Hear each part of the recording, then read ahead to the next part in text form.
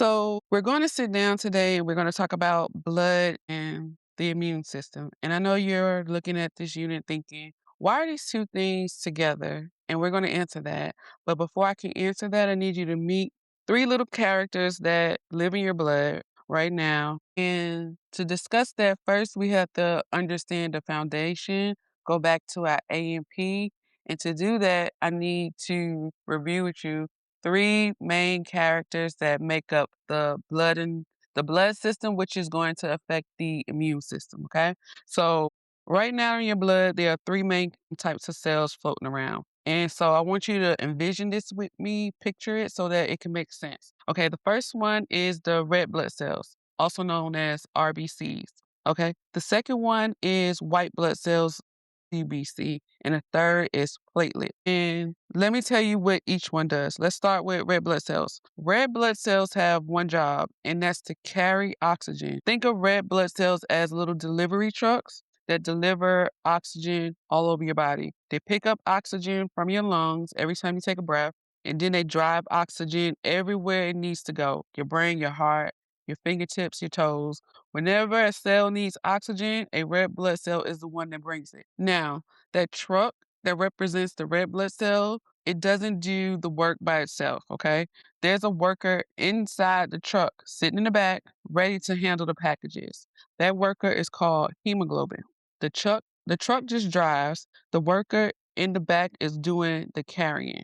The worker needs hands to do his job. You cannot grab a package without hands, right? So the hemoglobin is the worker in the back, and the hand that the worker used to grab oxygen is iron. Okay. So this is how it looks. You have red blood cells that pick up oxygen from the lungs, and then it takes it to everywhere in your body that uses cells. Okay.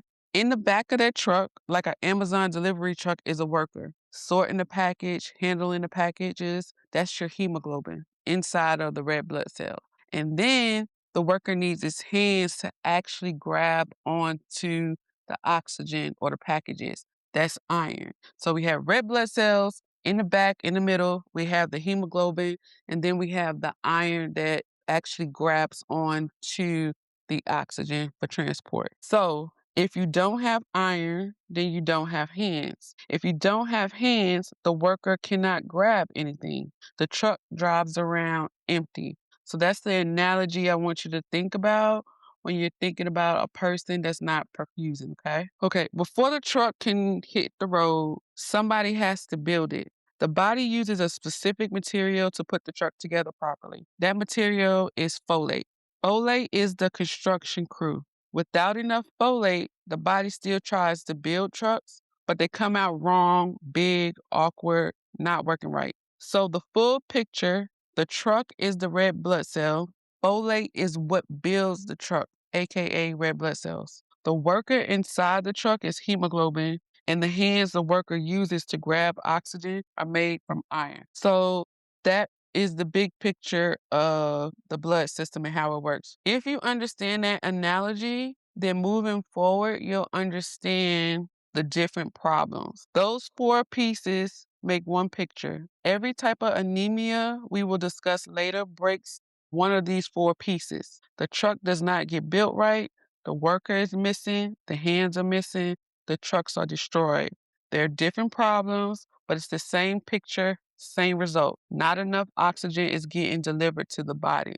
So what I'm saying is there's multiple ways that the system can break down, but the result is the same regardless of the different type of anemia, which is not enough oxygen is getting transported throughout the body. Now, white blood cells. White blood cells are the security guards of the body.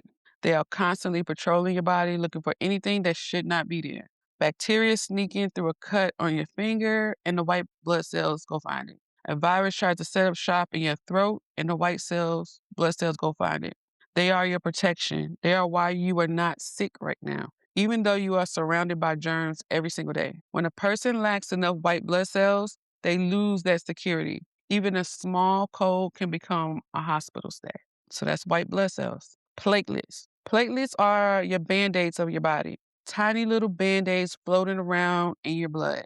The second something gets damaged, like you nick yourself shaving or you get a paper cut, the platelets all rush to that spot and start sticking together to plug the hole. They stop the bleeding before it becomes a problem. If a person does not have enough platelets, even a small bump can cause real bleeding. They bruise from barely touching something.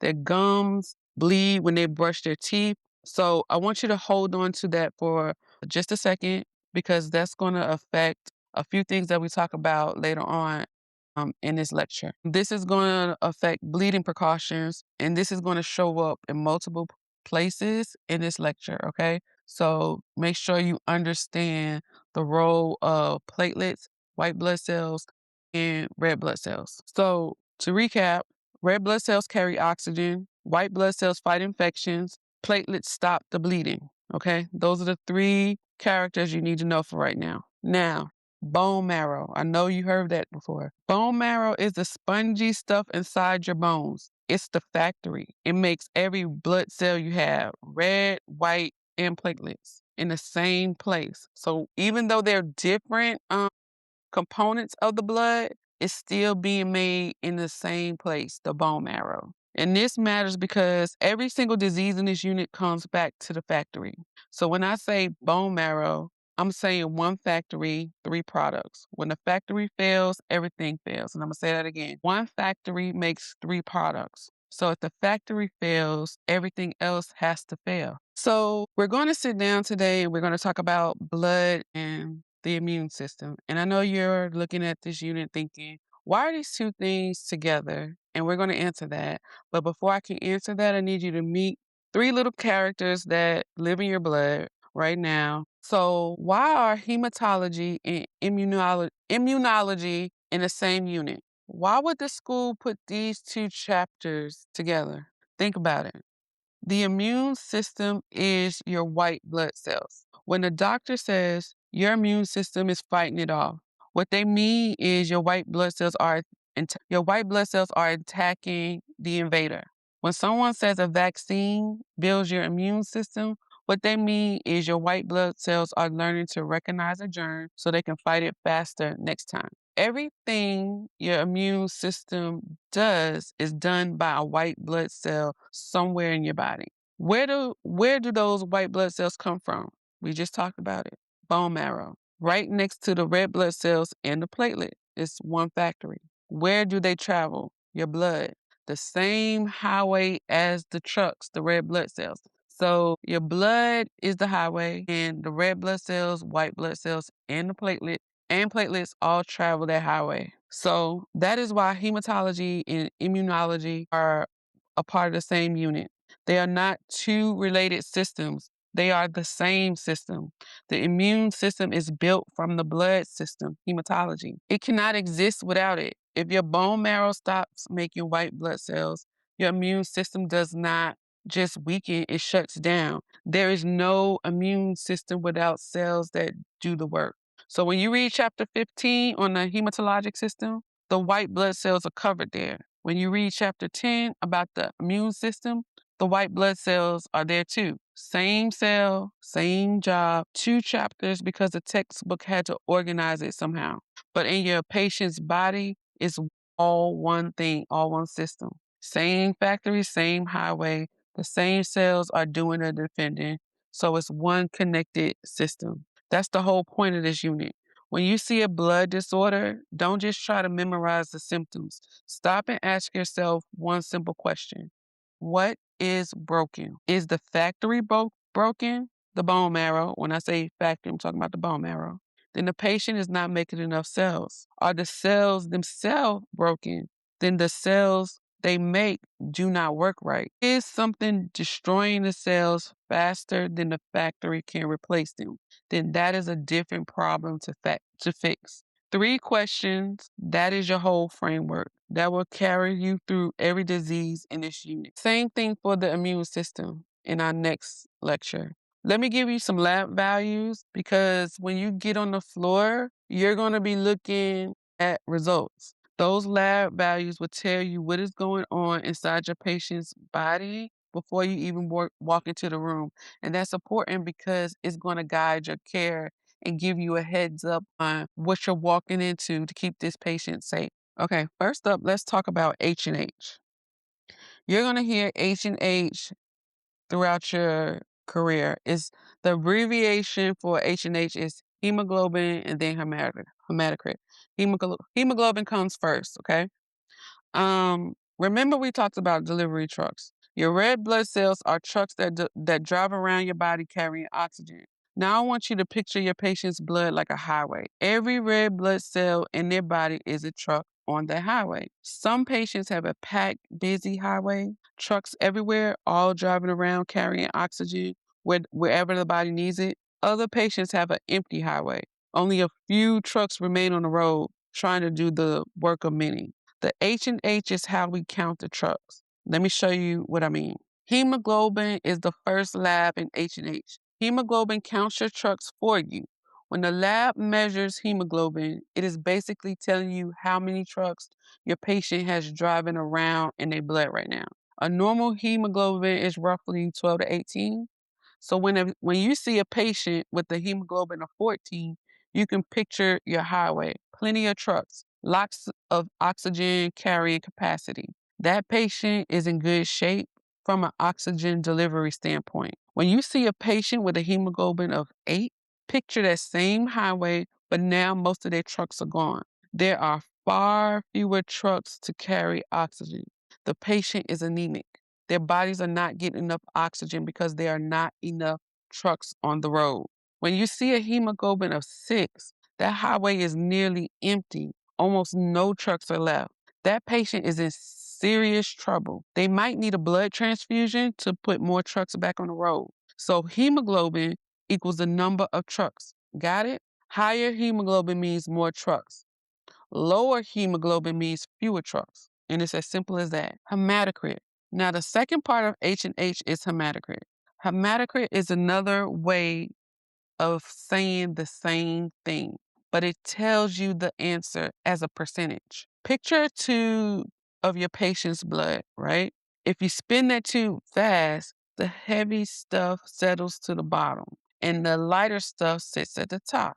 When it stops spinning, you see 2 layers. At the bottom are all the red blood cells, all the trucks. At the top is a liquid part of blood called plasma.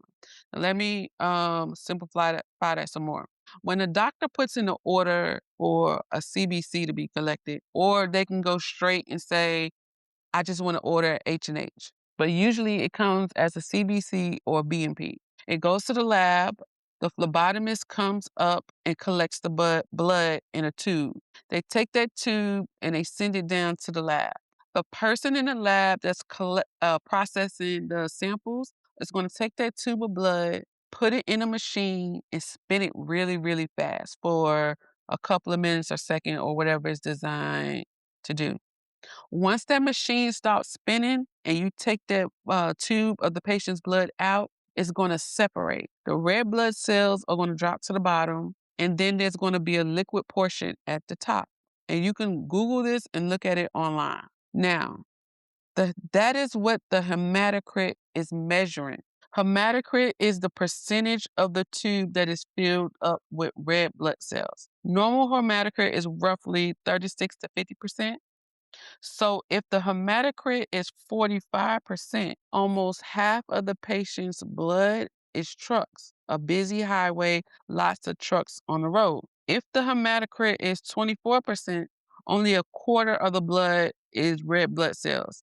The highway is mostly empty. Not many trucks are left, right? That makes sense. If normal is 36 to 50, and it's less than normal, that's telling you that you don't have a lot of trucks on the road. It's just expressed as a percentage rather than the hemoglobin, which gave you the number. It's 2 different ways to look at it. Now, because H&H is put together, hemoglobin and hematocrit move together. So if your hemoglobin is low, the hematocrit is going to be low as well. And if it's high, the hematocrit is going to be high as well. They move together. They're brothers and sisters. They're related, however you want to phrase it, but they go together. And one more lab I want to mention to you before we leave red blood cells and move on, that is MCV, mean corpuscular volume. And all that tells you is the average size of the red blood cells.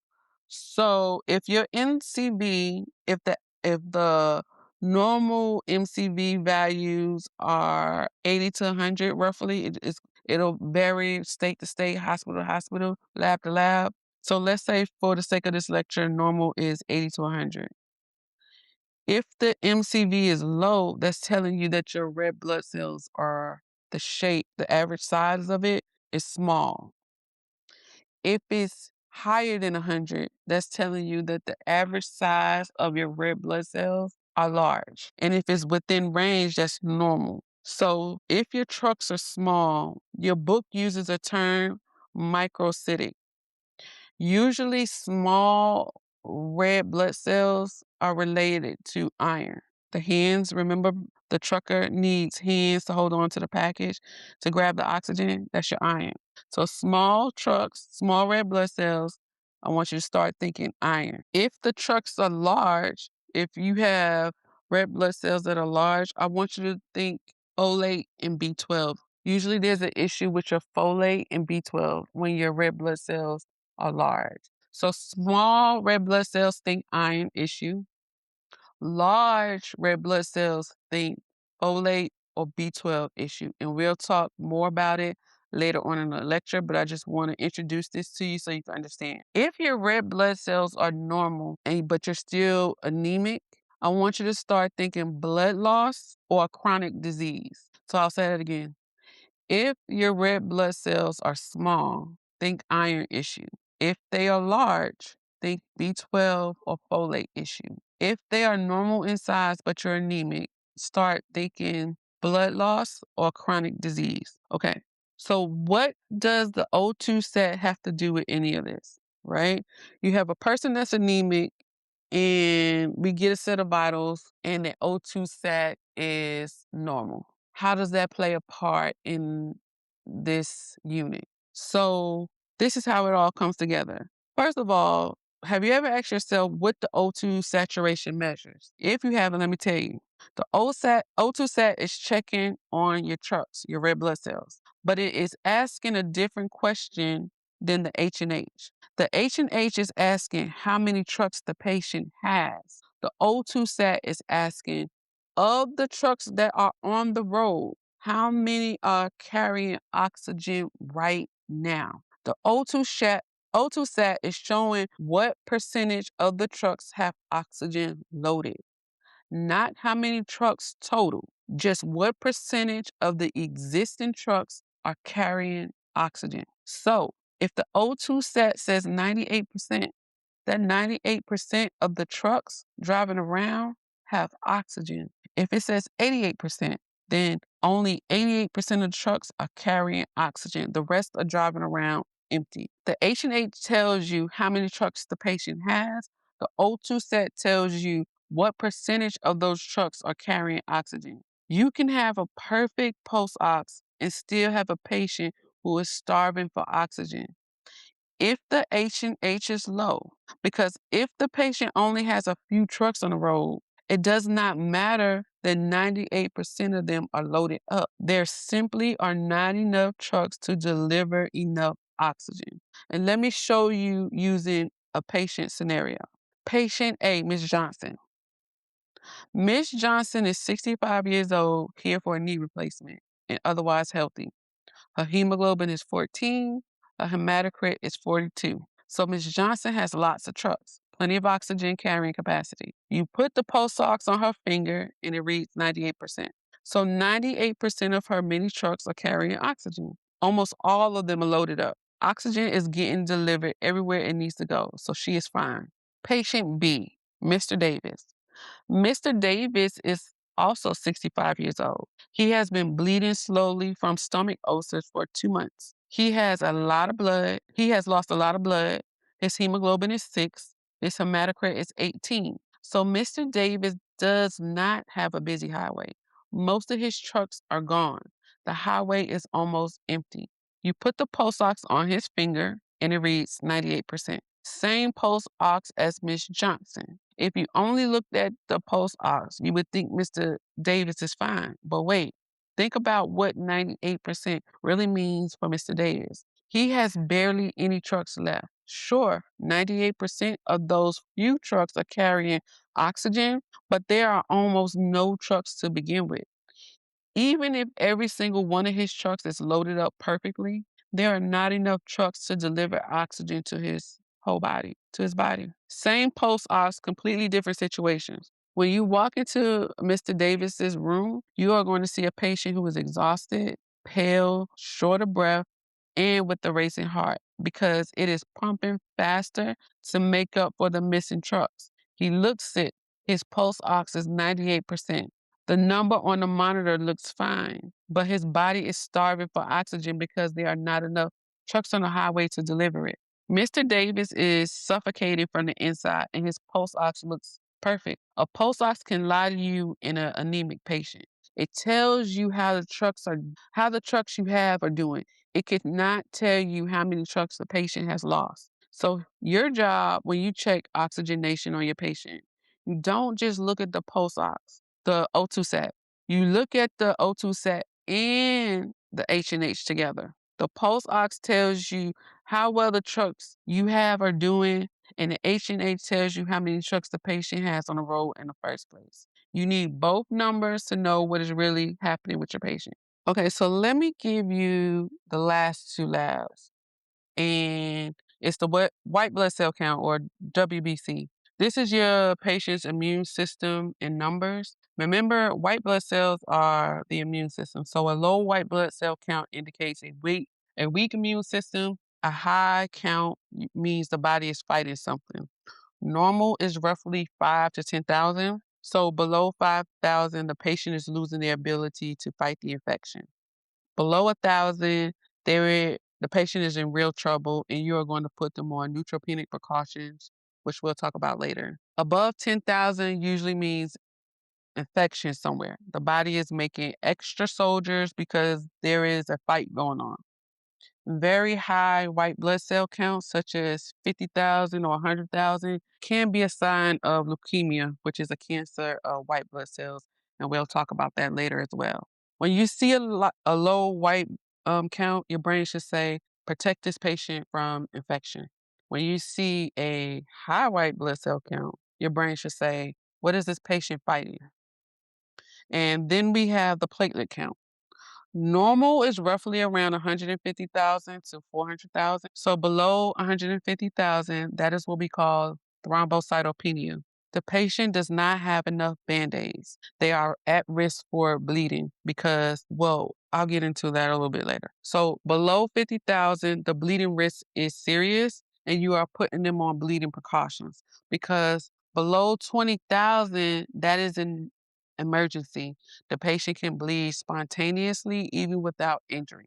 When you see low platelets, your brain should say, protect this patient from bleeding. So no razors, no rough mouth care. You're going to watch the gums, watch for bruising, and watch the urine and stool. And we'll get into that more later. So we talked about a lot of information. Let me put it all together for you. All right. You are starting your shift. You look at your patient's morning labs before you walk in the room.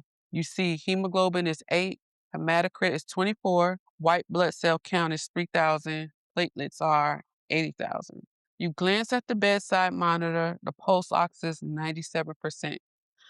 Based on that information alone, before you say one word to this patient, what do you already know? Well, a hemoglobin of 8 and hematocrit of 24 means the patient does not have a lot of trucks. Most of their trucks are gone, so they're anemic. The pulse ox of 97% is telling you that the few trucks that they have are carrying oxygen very well, but there are not enough trucks on the road. A white blood cell count of 3,000 tells you their immune system is compromised, so they cannot fight infection. The platelets of 80,000 means they are at risk of bleeding, so they need bleeding precautions. You haven't even met this patient yet, and you already know three big things. This is what labs do for you. They turn you into a nurse who anticipates problems instead of reacting to them. That is the foundation. Now, let me take you to the part of this unit that is going to show up everywhere, anemia. All right. So, what is anemia? Let me help you think about it by giving you a patient scenario. So we have a patient. She's 72 years old. She's a sweet lady. You walk into her room at 7:30 and she's sitting up in bed. But something is off. Her skin looks pale. Her lips have no color. She tells you that she is just tired today. You ask her to get up to the chair and she tries. And halfway there, she has to stop and catch her breath. Her heart rate is 110. Her pulse ox is 96%. You walk back out and pull up her labs. Hemoglobin 7, hematocrit 22. That is anemia. So here's the question. Why does she look like that? What is happening inside of her body? This is where I must teach you a word, and I promise it will be one of the most important words of your entire nursing career, and that is perfusion. Perfusion is a fancy way of saying that oxygen got delivered to the cells that needed it, getting dropped off, being used. The point of driving around is to deliver the package to the house. Perfusion is the moment the truck pulls up, hands the oxygen to the cells, and the cells use it to do its job. That handoff occurring millions of times per second throughout the body is perfusion. When perfusion is working, the patient looks normal. Pink skin, sharp brain, warm hands, heart beating at a normal rate. When perfusion is failing, your patient looks like the lady I just described.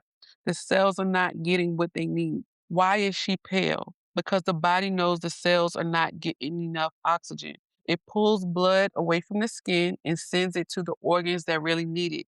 The heart, the brain, the kidneys. The skin can survive on less. Why is her heart racing? Because the heart is trying to save her. The heart says, if we are short on oxygen delivery, I will pump faster so the trucks make more trips per minute.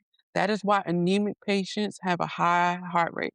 The heart is compensating. Why is she out of breath when she moves? Because the second she tries to use her muscles ask for more oxygen, and there is no oxygen to give. So her body panics and tries to breathe faster to grab more oxygen. But it is not a lung problem, it's a delivery problem. Why is she tired? Because every cell in her body is running on less oxygen than it needs. Cells make energy using oxygen, low energy, exhausted patient. Why does her pulse ox say 96%? Her perfusion is failing. That doesn't make sense, right? If you just look at the monitor. But we talked about this in the previous section, the 98, the pulse ox and anemia. All of those symptoms is one problem. The cells are not getting enough oxygen delivered. So that's anemia. Every type of anemia we are about to discuss ends up in this exact same place. The patient looks tired, like the lady I just described. They are all dealing with the same problem. Their cells are starving for oxygen. What is different between the types of anemia is why it is happening. Some patients are anemic because the bone marrow is not making enough trucks. Some are anemic because the trucks are being built, but they are missing parts. They need to carry oxygen. Some are anemic because the trucks are the wrong shape and they keep getting stuck and breaking. Some are anemic because something is destroying the trucks faster than the body can make new ones. Different reasons, same results. Cells are not getting enough oxygen. Perfusion failure. So when I start telling you about iron deficiency anemia, B12 deficiency, sickle cell, and aplastic anemia, I don't want you sitting there trying to memorize them as 5 separate diseases. They're not. They are 5 reasons for the same problem. The patient in bed always looks the same. The cause is what changes. And I'm going to say that again. They are 5 reasons for the same problem. The patient in bed always looks the same. I shouldn't say always because there's so many factors that can change, but what will say for the most part, the patient in bed typically looks the same. The cause is what changes. Iron deficiency anemia. Iron deficiency anemia is the most common anemia in the world.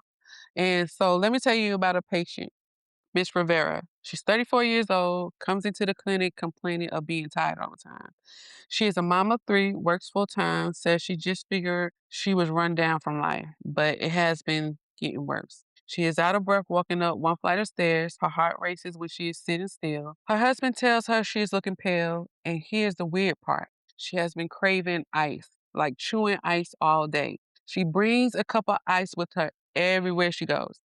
You take her vitals, heart rate 108, pulse ox 97%, skin is pale, her labs come back, hemoglobin 8.2, hematocrit 26. Ferritin levels are low. She tells you her periods have been heavy for the last few years. All right, that's a lot of information. Now, no iron, no hands. No hands, the worker cannot grab the oxygen. The truck drives around and a worker inside. But okay, we want to take that part out, starting at no hands. This is iron deficiency anemia. The body lacks enough iron. The workers have no hands. The trucks are out there driving, but they are not picking up oxygen the way they should. And why is she constantly chewing ice? This is called PICA, PICA. We do not fully understand why iron deficiency causes it, but iron deficient patients crave non-food things. Ice as the classic one. Some people crave starch, clay, or dirt. If you ever get a test question where a patient is chewing ice all day, iron deficiency should be the first thing on your mind.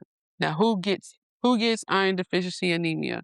Because Miss Rivera fits one of the most common profiles. Women with heavy periods. Miss Rivera, every month she loses blood, losing iron with it. Over the years, she has become anemic. Pregnant women, the baby is taking iron to help it grow. Elderly people, often poor diet, sometimes a slow bleed nobody has found. Vegetarians and vegans, the iron in plants is harder to absorb the iron in meat. People after weight loss surgery or with celiac disease, their gut cannot absorb iron well. Anyone with a slow bleed, like a stomach ulcer that oozes for months, a colon tumor that is bleeding, a patient on aspirin or blood thinners loses a little blood every day. So when an older man comes in with iron deficiency anemia and no obvious cause, the provider is going to look for a GI bleed. As a nurse, you are monitoring his stool and reporting any abnormalities. Miss Rivera has a few other classic signs of iron deficiency anemia you might pick up on. If you look, her nails might be brittle or curved up at the edges. Her tongue might look red, smooth, and sore. Her hands and feet are cold. Her hair might be thinning. So once you suspect iron deficiency anemia, how do you confirm it? Well, blood work. Hemoglobin's going to be low. Hematocrit's going to be low. The trucks she is making are small. Remember we talked about the MCV and I told you to think iron. So when the provider orders the CBC and you get these labs back, you should see the MCV levels low, and that should be indicative of an iron issue. Your textbook calls this microcytic. Micro means small. So small red blood cells mean iron deficiency. Ferritin is iron stored in the body. In iron deficiency, the storage tank is empty. So your ferritin is low, and that's what we use to confirm it. Your ferritin is a lab. What about imaging? There is no scan to diagnose iron deficiency itself. The labs do that. But here is what you need to know. If the patient has iron deficiency with no obvious cause, the provider often orders a colonoscopy or upper endoscopy. They are looking for anemia. They are hunting for a hidden bleed. So if you see a question which a patient with iron deficiency has a colonoscopy order, you know what has happened. They are looking for the source. Treatment is iron. We are giving her hands back. Remember I told you the worker needs hands to grab the oxygen. So usually it takes a pill. Usually she's going to take a pill by mouth. Ferrous sulfate is the most common one. For patients who cannot tolerate pills or whose gut cannot absorb iron, we will administer IV iron. And if her hemoglobin is critically low, she might need a blood transfusion to put more trucks on the road right now while the iron works in the background. And if there is a bleed, the bleed must be fixed, or you are just pouring iron into a leaky bucket. Now we want to teach her to take her iron with vitamin C. Orange juice will be perfect. Vitamin C makes the body absorb iron way better. Take it on an empty stomach if she can handle it. Iron absorbs best when there is no food in the way. If it upsets her stomach, take it with a little food. That's better than skipping it altogether. Do not take it with milk, antacids, or calcium. And that's usually a test question. Do not take it with milk, antacids, or calcium. We need to let her know that her stool is going to turn dark, almost black. Tell her ahead of time so she does not panic and think she is bleeding. Dark stool is normal when you're taking iron. Iron causes constipation, so drink more water, eat more fiber. She might need a stool softener. This is a long game. She might feel better in a few weeks, but she needs to stay on iron for 3 to 6 months to fully rebuild her iron storage. She cannot just stop taking the iron because she feels better. For diet, tell her to eat iron-rich foods. Red meat is the best. Beans, lentils, spinach, fortified cereals. If she's a vegetarian, tell her to eat foods with vitamin C. Tell her to eat iron-rich foods with vitamin C. Beans with tomatoes, spinach with strawberries. Vitamin C helps the body better absorb iron from plants. Your job at the bedside is to watch her energy and activity. You are checking her O2 sat when she moves to make sure she is not desatting. You are walking her slowly because anemic patients get dizzy and fall. If her anemia is from a GI bleed, you are watching her stool. You are reinforcing the teaching every single time you give her a pill. And you are watching for the bad stuff. New chest pain, severe shortness of breath, passing out. If you encounter any of those, you escalate it right away. That is iron deficiency. The trucks are running, the workers are inside, but the hands are missing. We give iron, the hands come back, the workers grab oxygen again, perfusion returns, and Miss Rivera slowly starts to feel like herself again. Okay, so another anemia we must discuss is folate deficiency anemia. So I want you to meet Miss Brooks. Miss Brooks is 52 years old. She comes into the clinic because she's been tired for months. She gets out of breath walking up her driveway. Her skin looks pale. Her heart races at random moments. Does that sound familiar? Yeah. She looks very anemic. She looks like the patient that we just previously talked about. But as you sit with her, you take her history, two things stand out. First, she tells you she does not really eat vegetables. She has not had a salad in years. She lives off fast food. Second, she tells you she drinks a lot, several drinks every night for the past 10 years. You look at her labs, her hemoglobin is 9.5, her hematocrit is 29. So she is anemic. We already know that. But this time her MCV is 110.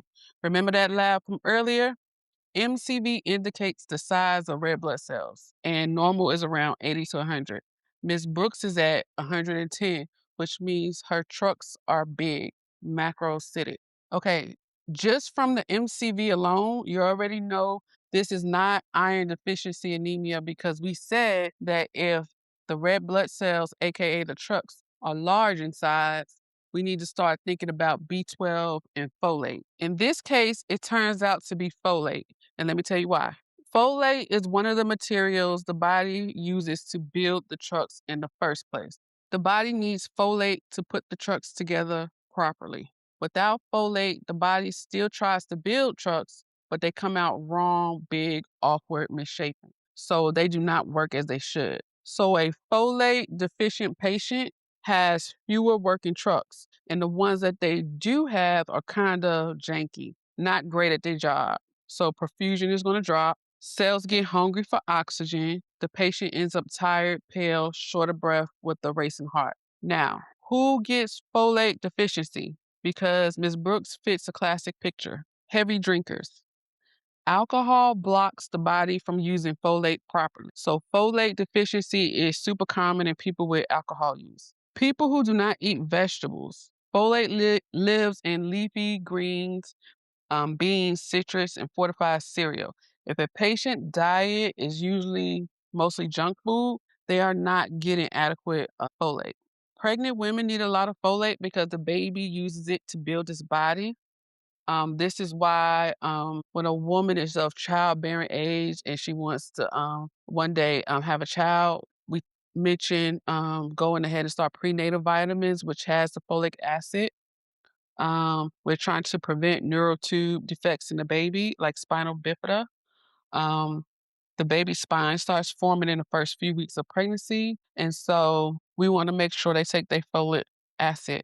Now, patients on certain medications, the big one being methotrexate, which blocks folate. Methotrexate is a medication given to treat arthritis and some cancers. So when you hear that a patient is taking methotrexate, you want to start thinking about how that affects their folate and is it going to lead to folate deficiency? Okay.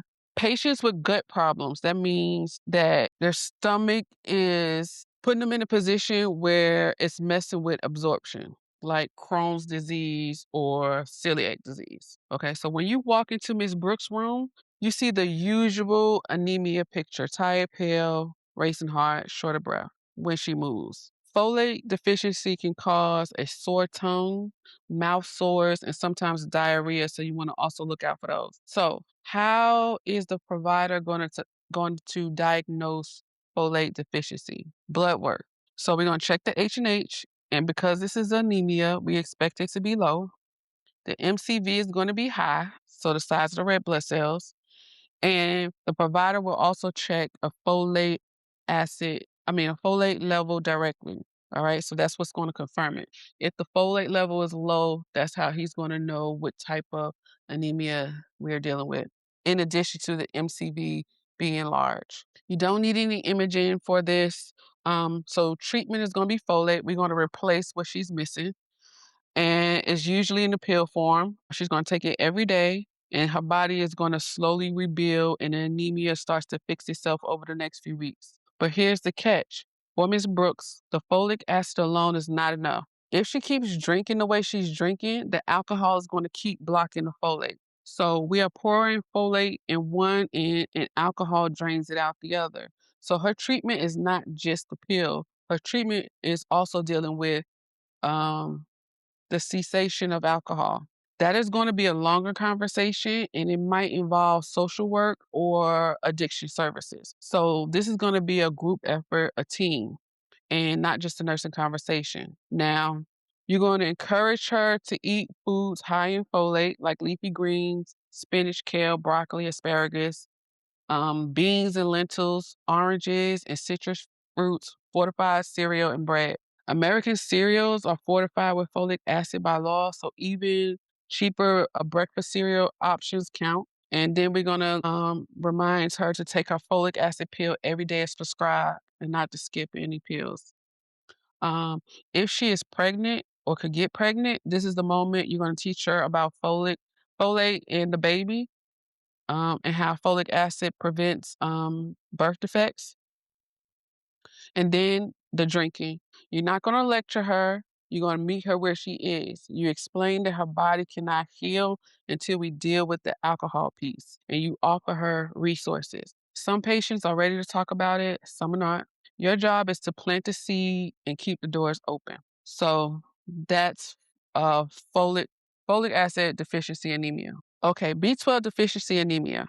All right, so folic acid anemia and B12 deficiency anemia look a lot alike because they both have the large red blood cells, which we will know through the labs in the MCV. But there's a difference between folate and B12, and I'm going to show you. Mr. Coleman is 68. He comes into the clinic because he has been feeling off for a few months. He is tired all the time. His His wife says he looks pale. He gets short of breath walking the dog around the block. So far, Mr. Coleman sounds like every anemic patient we just talked about. But then he tells you some things that do not fit the folate or iron pattern. He says his hands and feet have been feeling weird, numb, tingly, pins and needles. He has been having trouble keeping his balance. He almost fell coming up the porch step last week. His wife adds that he has been forgetful lately, asking the same question twice, forgetting where he put his keys. You check his labs, hemoglobin 9, hematocrit 28, MCV 112. So his trucks are big, just like Miss Brooks in the folate scenario. It's the same picture.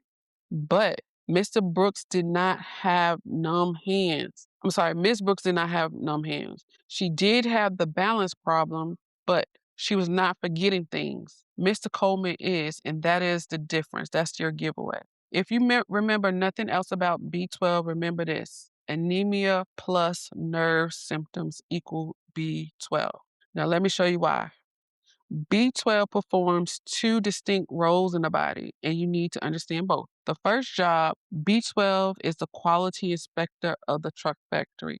Folate is the construction crew building the trucks. B12 is the inspector walking down the line, making sure each truck is coming out right, right size, right shape, sturdy, good to go. When B12 is missing, the construction crew is still working.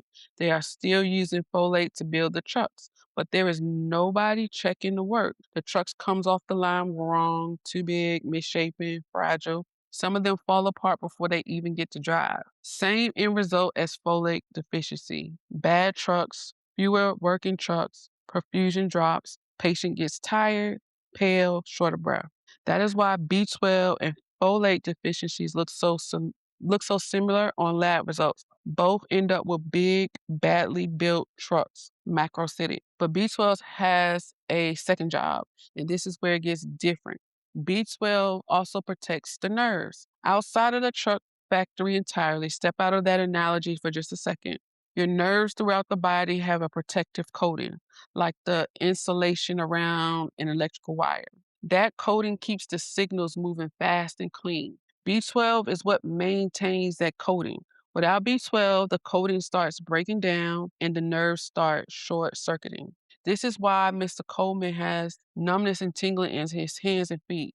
His nerves out at the edges of his body are not signaling right.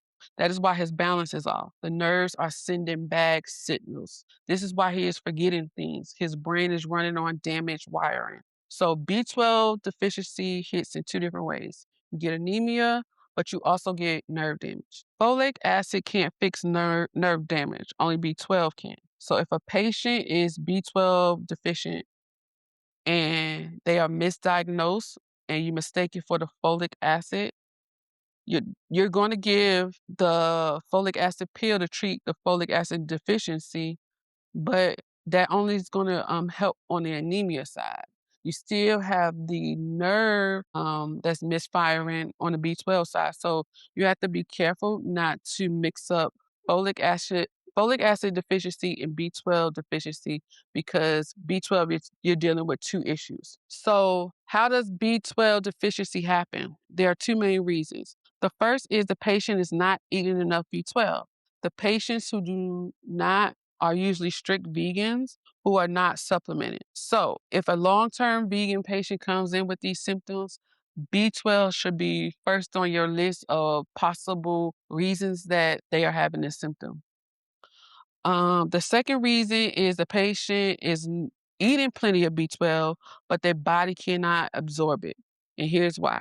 To absorb B12 from food, your stomach has to make a special protein called intrinsic factor. Intrinsic factor binds to a vitamin B12 in your food and helps it cross into the bloodstream. So if you don't have intrinsic factor, you don't have absorption.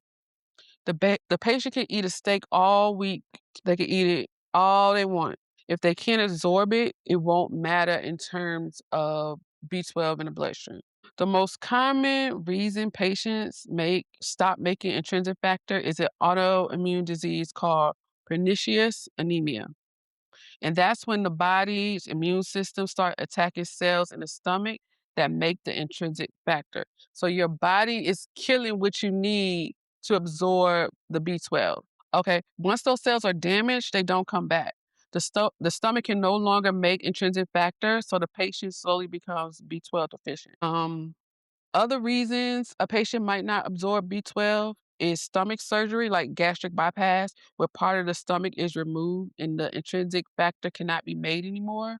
Crohn's disease or other gut problems.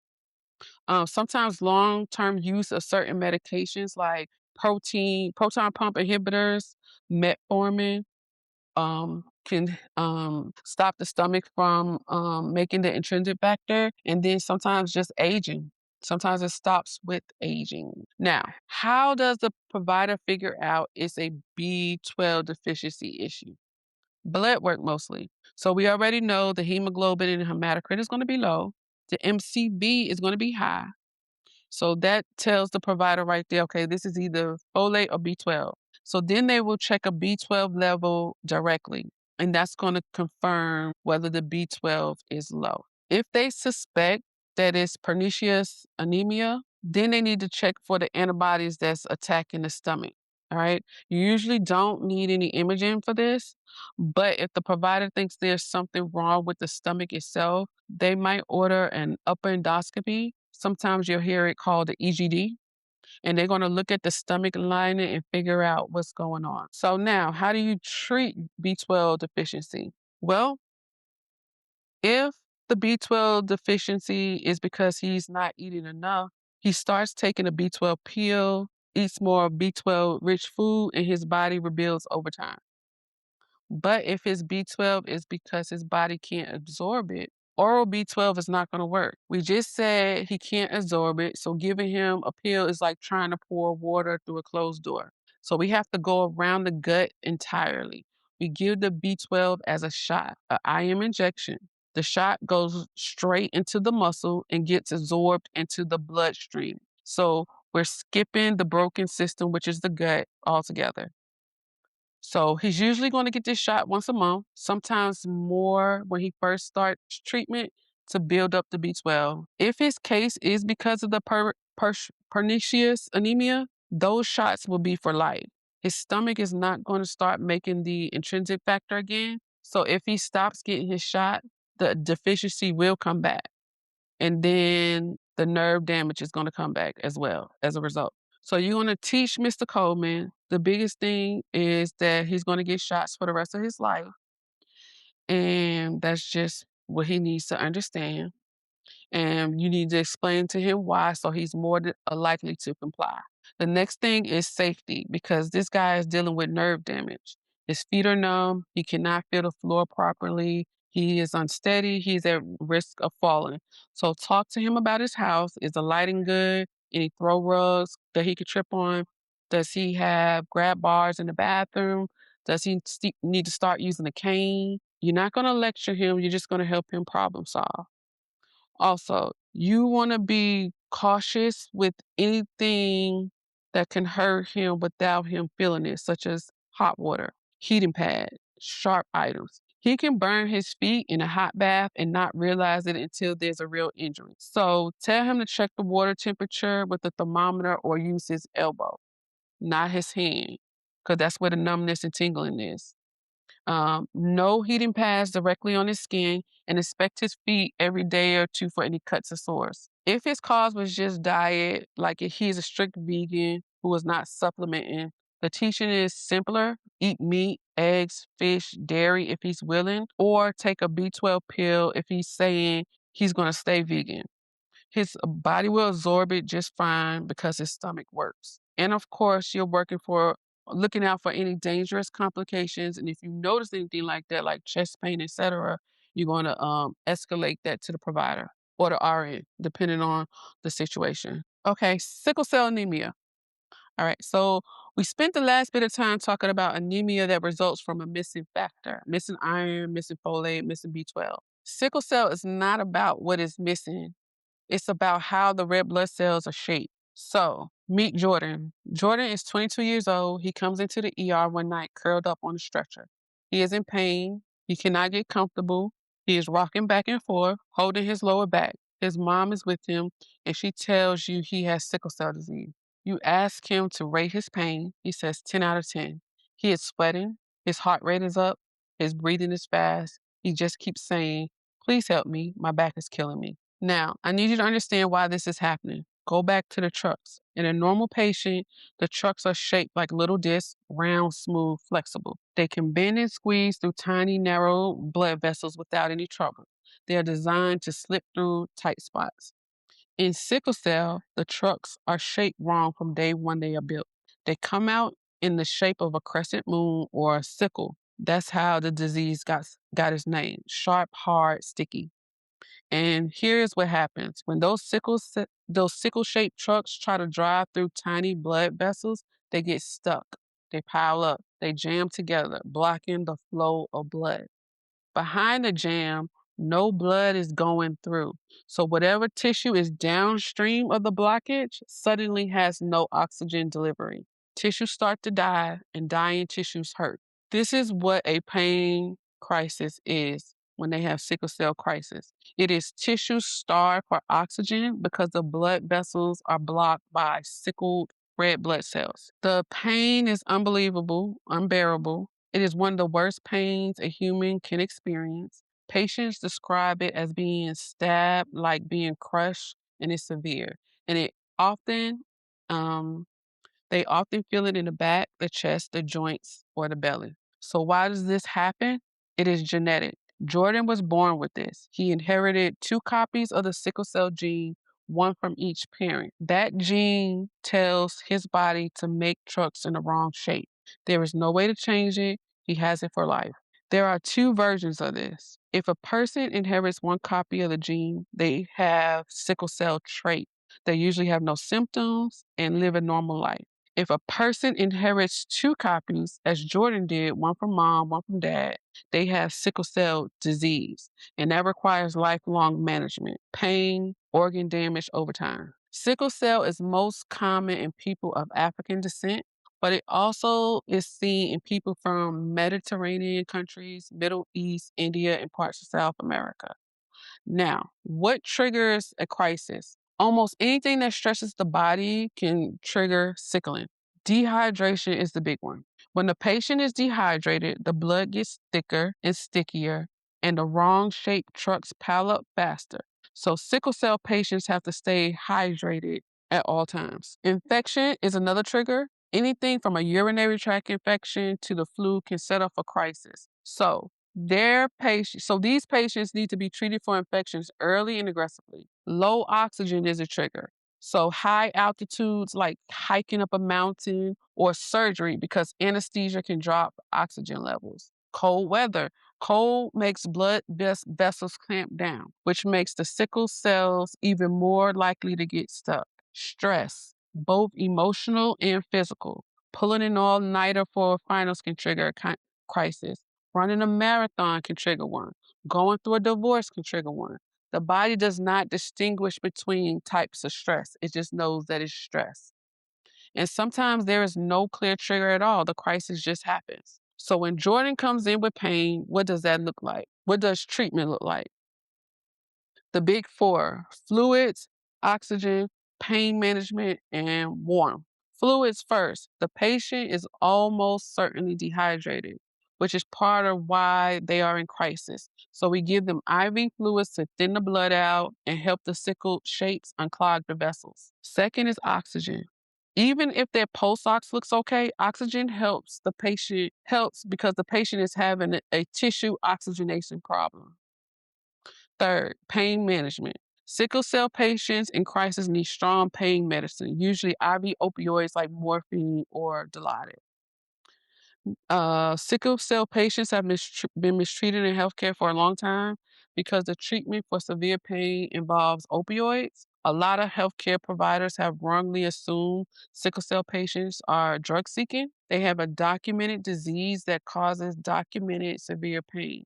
When they say their pain is a 10, believe them. When they have a regimen that they know works for them, you respect it. Some sickle cell patients carry a card with their crisis protocol, which includes like their home medication dose, their hematologist name. Bring that into the conversation with the doctor. Listen to them.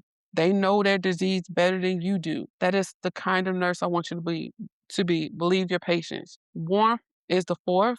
Cold makes everything worse. Warm blankets, warm IV fluids, a warm room. We are trying to relax blood vessels and help the sickle cells move through. Some patients also get blood transfusions during a crisis. The idea is to replace some of the sickle trucks with normal donor trucks to improve oxygen delivery while the body works through its crisis. Now, how does a disease get diagnosed in the first place? Most patients are diagnosed at birth because newborns are that's part of the screening.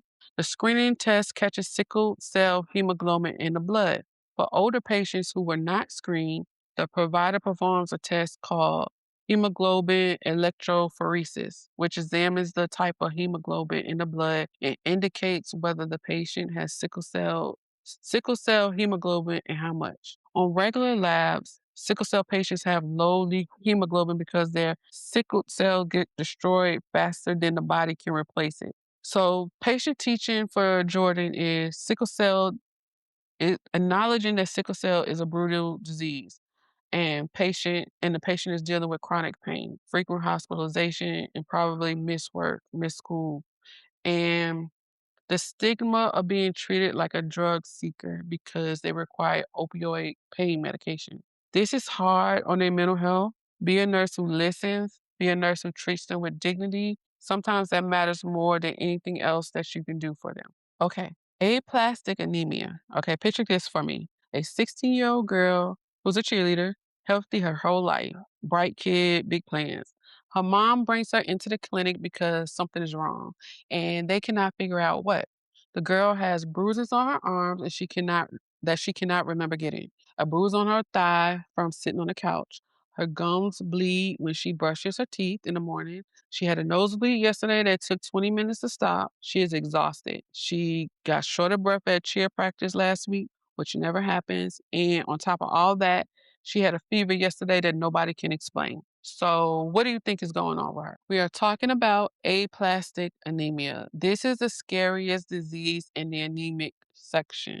All right. So, you pull up Sophie's labs, hemoglobin of 7, hematocrit of 22, white blood cell count 1200, platelets 18,000. Look at those four numbers and what do you notice? Everything is low, all of them. That's the giveaway. When all three cell lines drop at the same time, you are looking at a factory problem, the bone marrow itself. Because remember, we said all of the blood cells get made in the bone marrow. So pretty much the factory has shut down.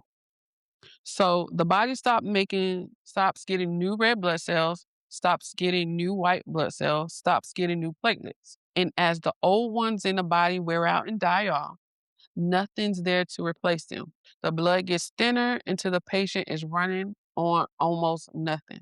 That is why Sophie has problem in three directions at the same time. She is anemic because her red blood cell count is low. That makes her tired, pale, short of breath at cheer. Her trucks are disappearing from the highway with no new ones coming off the line. She cannot fight infection because her white blood cells are running out.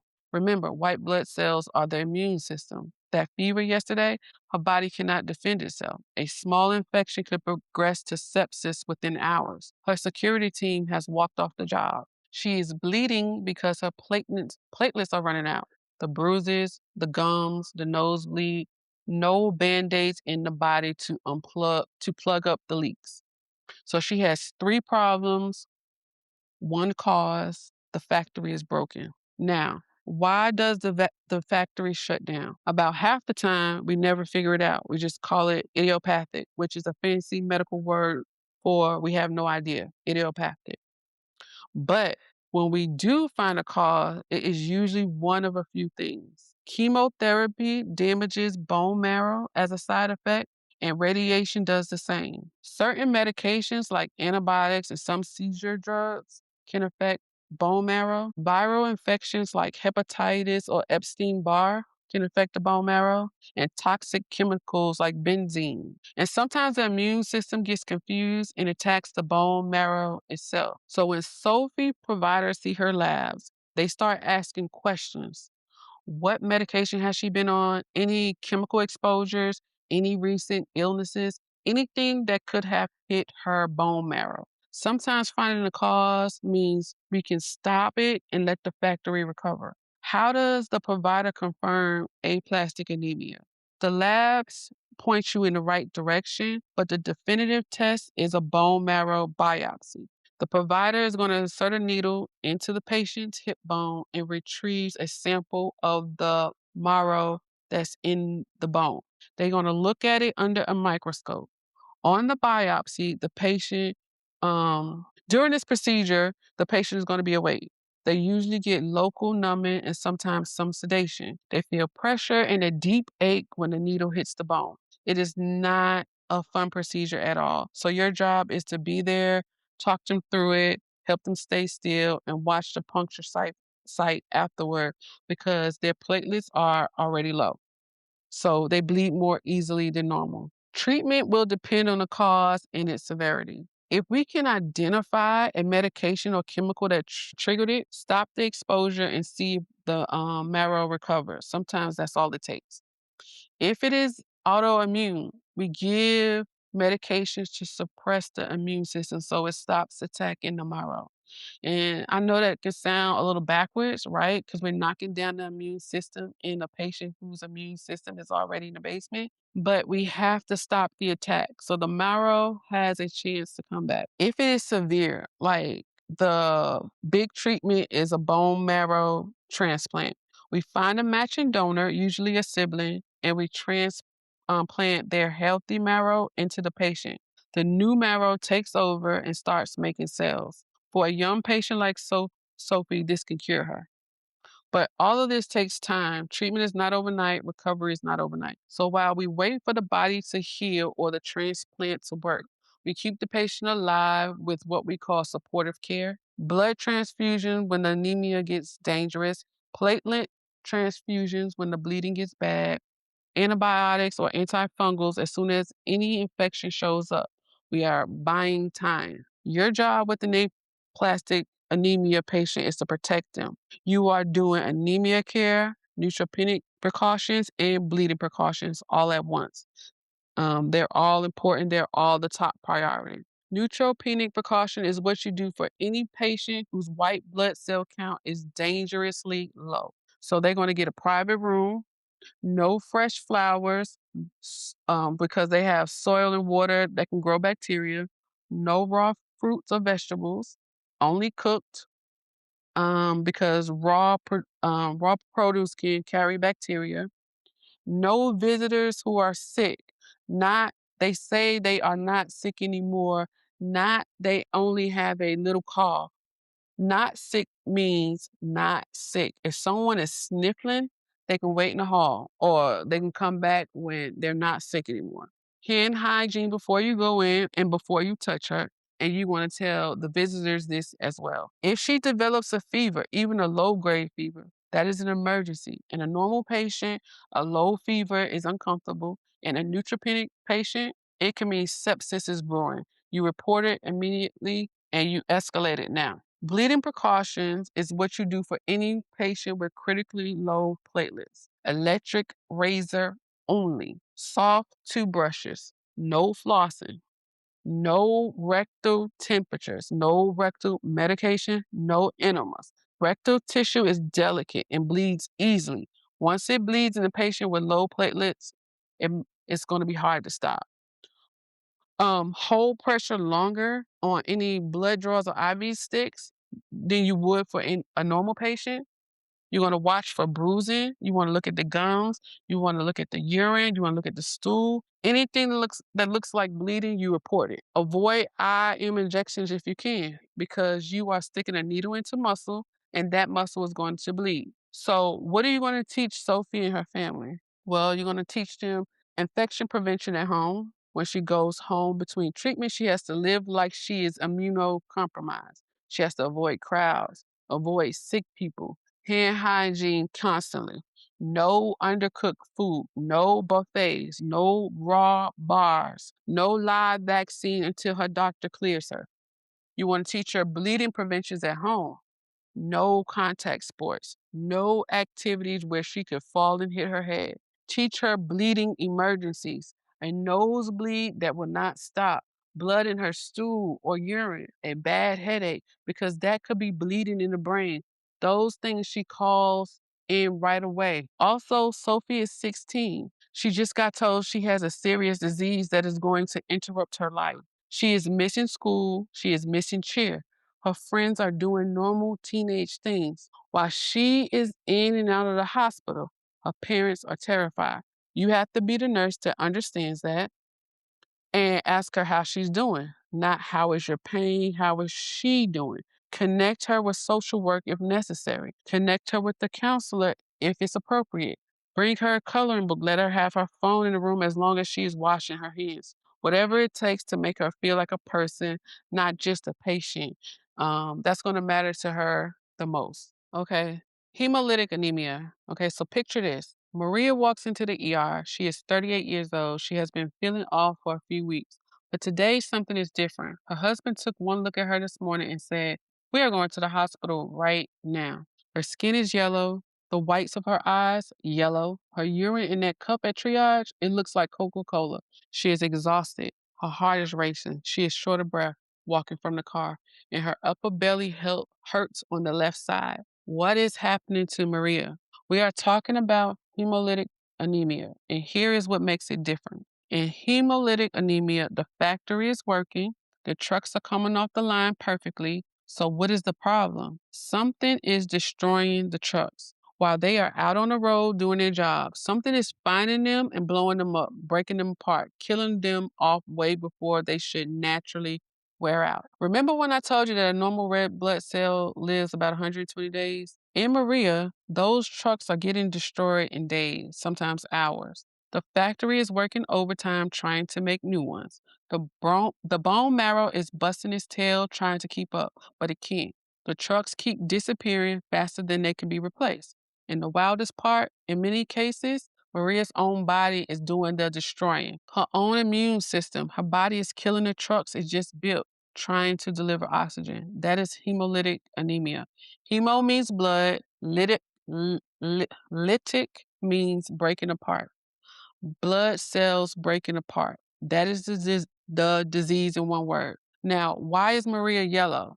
When a red blood cell dies after 120 days, the body breaks it down in an organized way. One of the substances that comes from a broken down red blood cell is bilirubin. Bilirubin is yellow. The liver picks it up, processes it, and sends it out of the body. That's simple.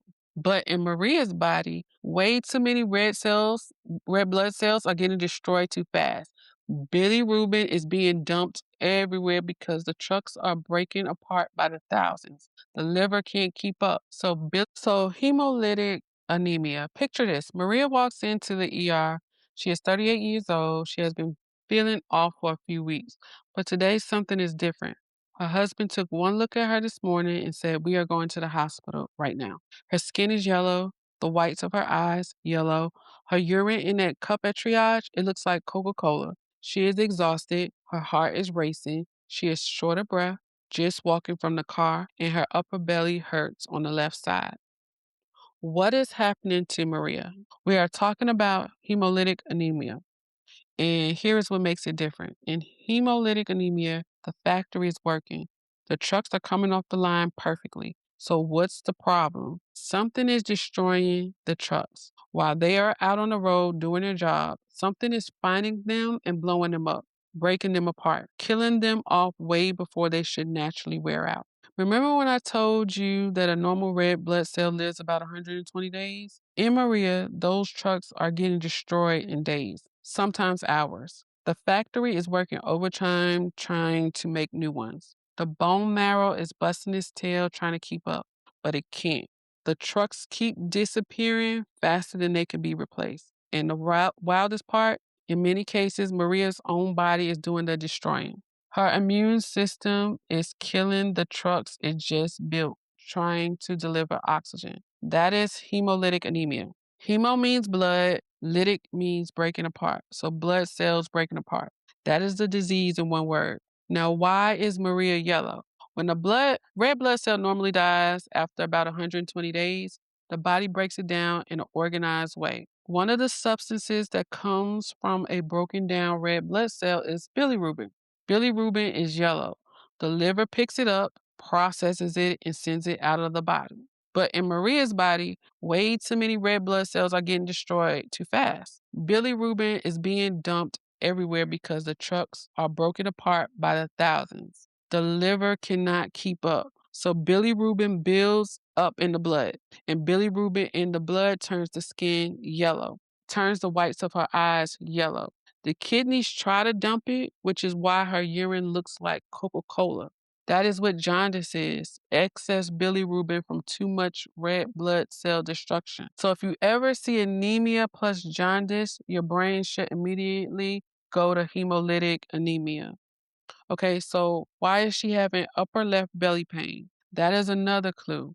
Your spleen sits in the upper left part of your belly. The spleen is the organ that filters broken down red blood cells. In hemolytic anemia, the spleen is working overtime to clear destroyed red blood cells. It can swell up and hurt. So, upper left belly pain in a yellow anemic patient, spleen in overdrive. So, why is this happening to Maria in the first place? One reason is a hemolytic transfusion reaction. When a patient receives the wrong type of blood, the wrong unit, mismatch, and the patient body attacks the donor blood as if it were a foreign invader. Massive destruction of red blood cells occur, and bilirubin floods the system. The kidneys try to filter it all out and can fail in the process. So your blood pressure drops and the patient can die. So what are you going to teach Maria? If a medication causes her hemolytic anemia, tell her to never take that medication again. Get her a medical alert bracelet and make sure her chart is flagged with that medication. So in hemolytic anemia, if it was a blood transfusion that caused the reaction, you want to immediately stop the blood transfusion. If it is an autoimmune, like we think, she's going to be put on steroids. Prednisone is a classic one. Steroids calm down the immune system so it stops attacking their own cells. So basically, we just have to find the cause and stop it. What are you going to teach Maria? If she is going home on steroid, this is huge. Steroids have a lot of side effects: mood swings, trouble sleeping, increased appetite, higher blood sugar, stomach upset. Tell her to take them with food. Tell her not to stop taking steroids suddenly because steroids have to be tapered off. Stopping them cold can cause a crisis. And we're going to continue with the same anemia care that we've been doing. And of course, because we've added the bilirubin aspect, we want to make sure her bilirubin levels are trending back to normal. Okay, up until this point, everything we've talked about has been about red blood cells. And I want you to put that to the side for a second, okay? I want to talk to you about the patient who is bleeding when they should not be. And let me show you what I mean, right? You walk into a patient's room during morning rounds. The patient looks at you and says, "Good morning." You take her vitals. You start to put on a new bandage on her IV because the old one is a little loose. You peel back the gauze and you stop. There is blood, not a lot, but there is steady oozing around her IV site. IV should clot off where the catheter goes through the skin. This one is still leaking 3 days after it was placed. You look up at her face. Her gums look red where they meet her teeth. You look down at her arms and see big purple bruises in places she does not remember bumping. You ask her if she's had any nosebleeds, and she said, yeah, this 3 this week. She thought it was the dry hospital air. So what's going on with her? Well, her body has lost the ability to stop bleeding. And we mentioned this earlier with the low platelet count, but it's a few things I need to add. Somewhere in the system that is supposed to plug the holes and seals wounds, something has gone wrong. And until you figure it out, the patient is going to keep oozing from every little break in her skin. A small bump can turn into a big bleed. A trip to the bathroom could turn into a fall in an emergency. That is what we are about to talk about, the patients whose bodies cannot stop bleeding the way that they should. I'm going to tell you 3 different reasons this happened, but before we start, You need to understand how bleeding normally stops. When you cut yourself, your body has 3 lines of defense to stop bleeding. The first one is the blood vessel squeezes down, tries to make the hole smaller. The second is the platelets show up. Remember the band-aids? They rush over and stick together to plug the hole. Third is a special protein in your blood called clotting factors. They work together to build a strong mesh around the platelet plug. So this is the long-term repair. The platelets are a temporary band-aid. The clotting factors are permanent stitches. When all 3 work together, bleeding stops fast and you barely notice when any of these 3 fail, and you barely notice. All right, so the first one is thrombocytopenia. So basically, this is when your platelets are low. When platelet counts are low, the body cannot perform step two of the bleeding stopping process. So you don't have the band-aids to pile up and to stick together to try to patch up the hole. So even tiny breaks in blood vessels, the kind that should clot in seconds, keep oozing. All right. So why does this happen? Lots of reasons. Some that come up are heparin-induced thrombocytopenia. So when you're in a hospital, a lot of patients are going to be on blood thinners. We give these to prevent blood clots, especially in post-op patients and in patients who are lying in bed a lot to prevent blood from clotting. The body forms antibodies against heparin, and those antibodies end up destroying platelets. Other medications can stop platelets too, such as some antibiotics and seizure medications. We mentioned those before, and of course, chemo drugs. Now, let me tell you why I suspect Mr. Johnson's antibiotics is the cause of the thrombocytopenia. When his immune system recognizes the antibiotic as foreign and starts producing. Okay.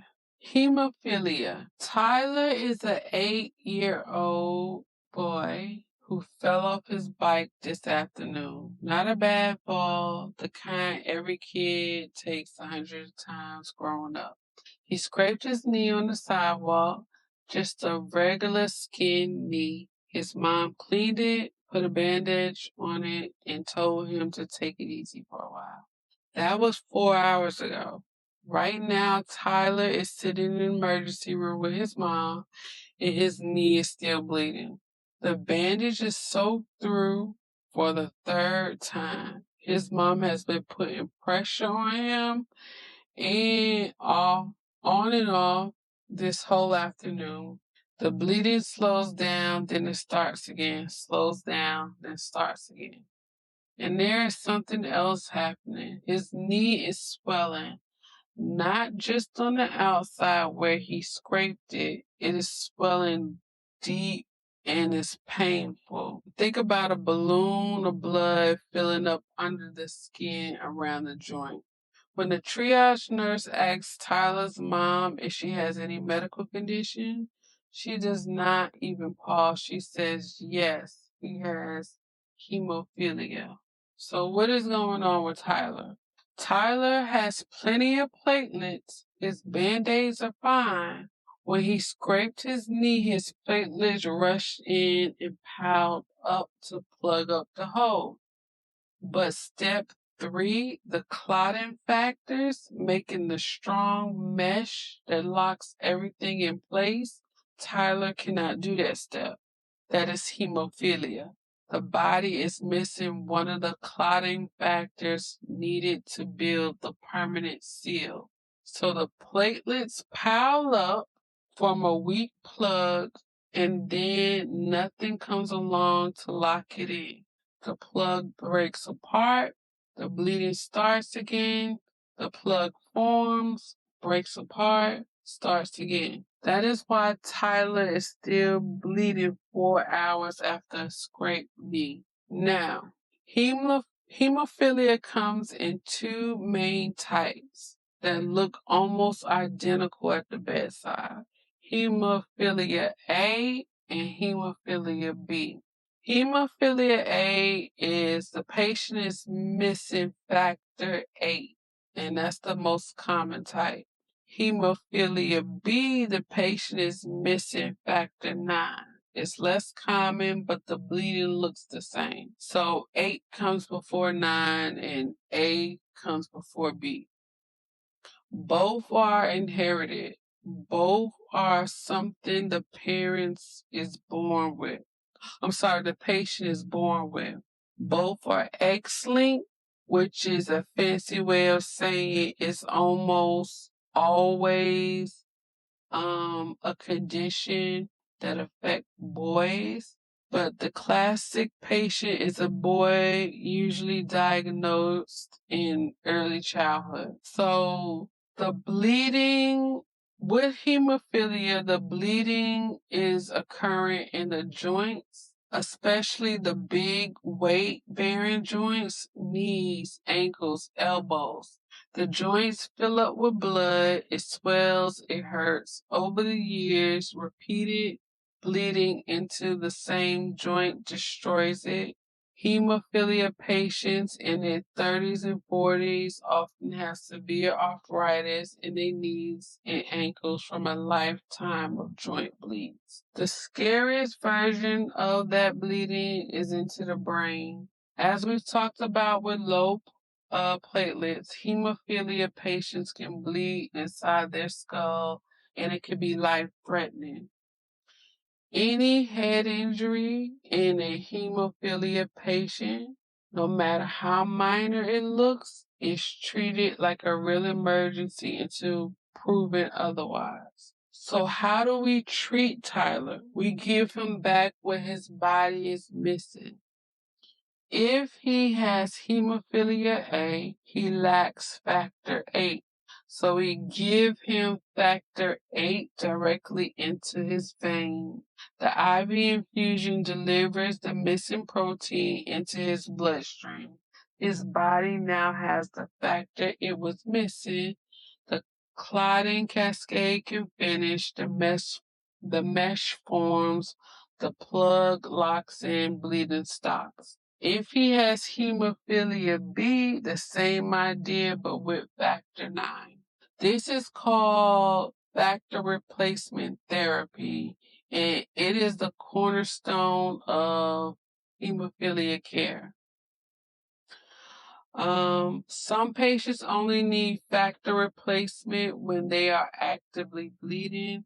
Other patients, especially those with severe hemophilia, get factor replacement on a regular schedule, like every few days, to prevent bleeds from happening in the first place. This is called prophylactic treatment.